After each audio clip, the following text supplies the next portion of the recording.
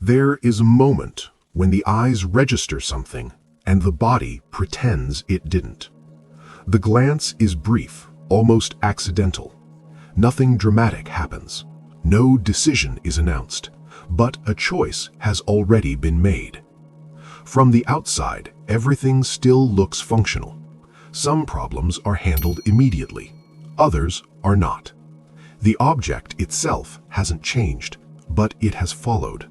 Not as panic, but as a background presence.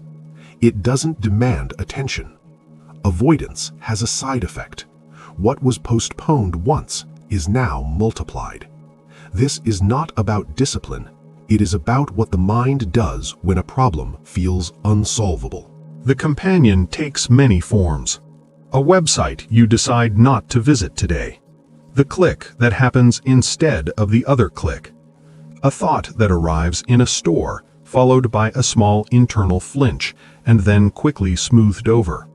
A moment of calculation in the middle of laughter. A gauge you stop noticing. A notification swiped into silence. One companion can become several, a quiet procession of unopened things. The day begins with a baseline, a gentle background hum. There are islands of total focus, and in the quiet between tasks, a flicker. It is acknowledged only as a signal to change the subject with yourself. A private hesitation in a public aisle. A downgrade made without expression. Fatigue that does not quite trace back to its source. The companions have no details here. They are just weight. So why does the finger stop here?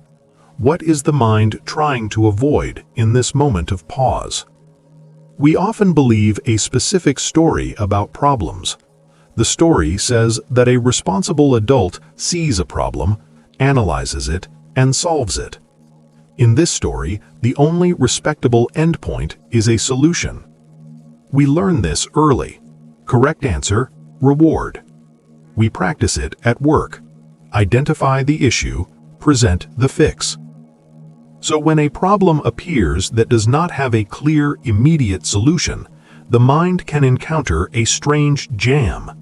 If you cannot see the correct first button to press, the entire system can freeze.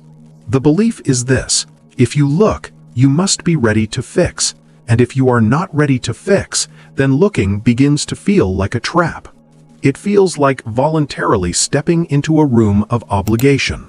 A room where you will be tested and you suspect you will fail. So the mind does a logical thing. It vetoes the journey. It chooses the lesser pain of the quiet companion.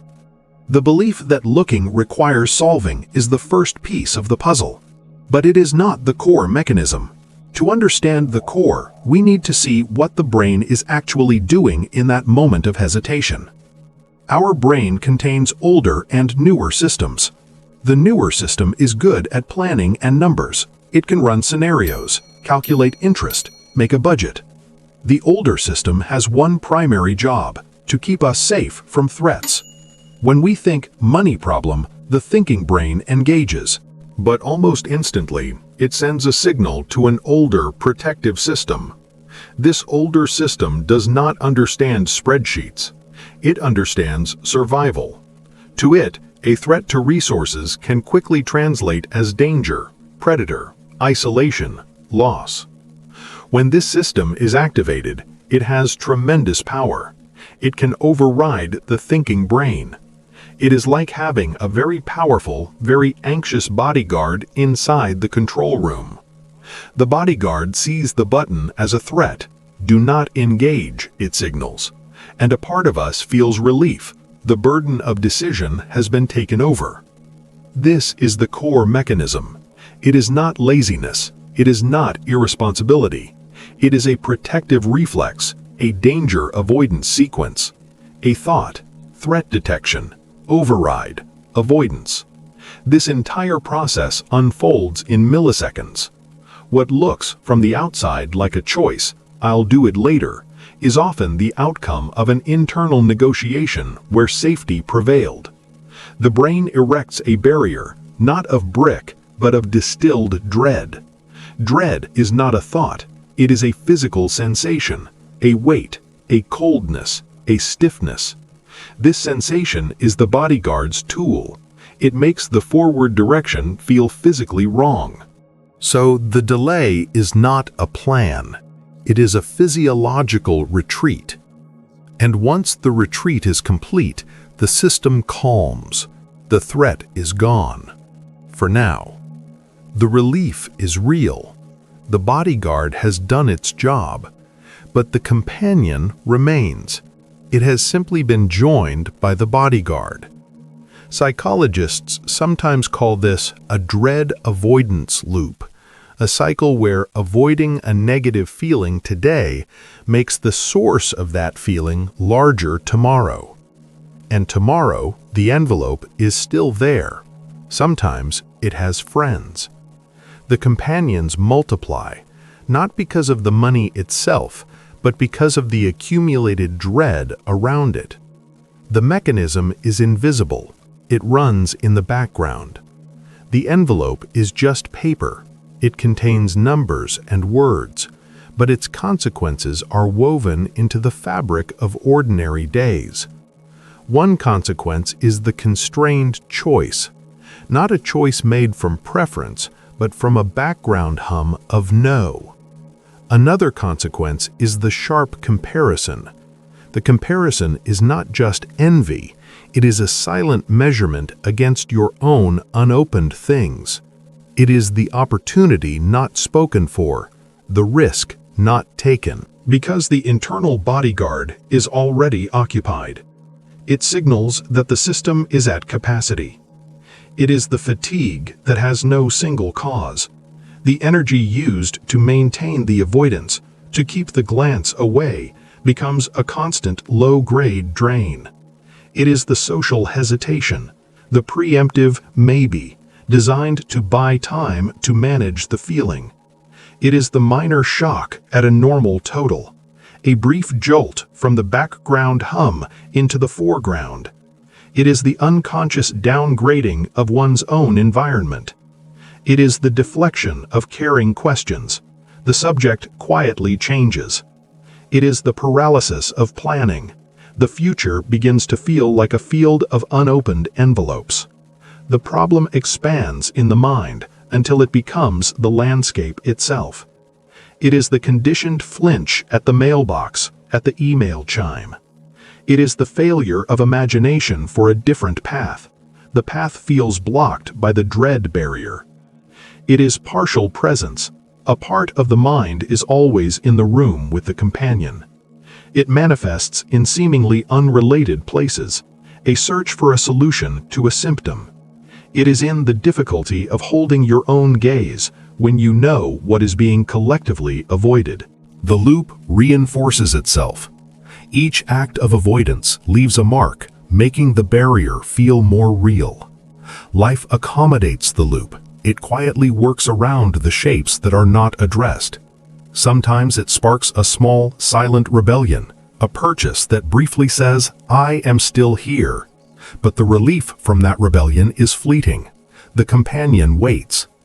Over time, the avoid pathway becomes the default highway. The brain's protective detour turns into the main road. A territory of life becomes defined by what is not looked at. It is not a void, it is a space filled with ghost objects. This makes the contrast sharper. Here, a task was simple, a solution existed, and there is the territory where the solution is unclear, where the bodyguard stands firm. Life becomes a series of switches between the calm self and the vigilant self. The capacity for deep focus shrinks. Mental bandwidth is quietly allocated to maintenance. The companions, born from a protective reflex, can eventually obscure the view of yourself. And so the loop stabilizes. It becomes a perfect, self-sustaining system. It protects against acute panic by accepting a chronic unease. This is how the psychology works, not as a character flaw, but as a neurological pattern. With this understanding, the object itself can be seen differently. It is not inherently a predator, or a test, or a judgment. It is data, neutral, complex, but still just data. The brain, however, holds both versions at once, the symbol and the data. The reframe is this: the struggle is not with the data. The struggle is between these two pathways in the mind. One pathway says threat, the other says information. The bodyguard is not an advisor, it is an alarm. The experience of dread reflects an internal alarm response. It is distinct from the information contained in the situation itself. This is the crucial separation. The envelope sits in physical space. The dread exists in mental space.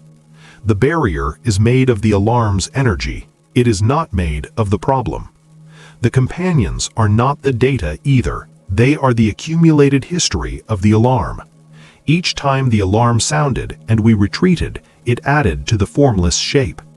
So the delay is not a failure to face a money problem. It is the repeated automatic choosing of the threat pathway over the information pathway. The problem is static.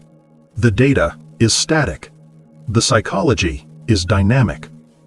The loop is a well-practiced dance between a thought and a protective feeling. Observing a pattern can create a brief sense of distance between the reaction and the person experiencing it. It is to notice the bodyguard, to hear the alarm as an alarm. And in that moment, the envelope can simply be an envelope again. The companions do not necessarily leave, but their power to dictate movement lessens. This shift is not presented as a solution. It describes a change in how the moment is interpreted. From labeling it as avoidance to recognizing it as a familiar protective response. Nothing has been fixed, no advice has been given. What differs is the way the moment of hesitation is experienced and understood. The alarm may always sound, but now there is a map. And on the map, two roads are drawn. An envelope contains numbers. A brain contains protection. Between them, a space opens, and in that space, a lifetime of glances. The problem is what it is. The protection is what it is. And in the quiet between them, understanding can simply sit.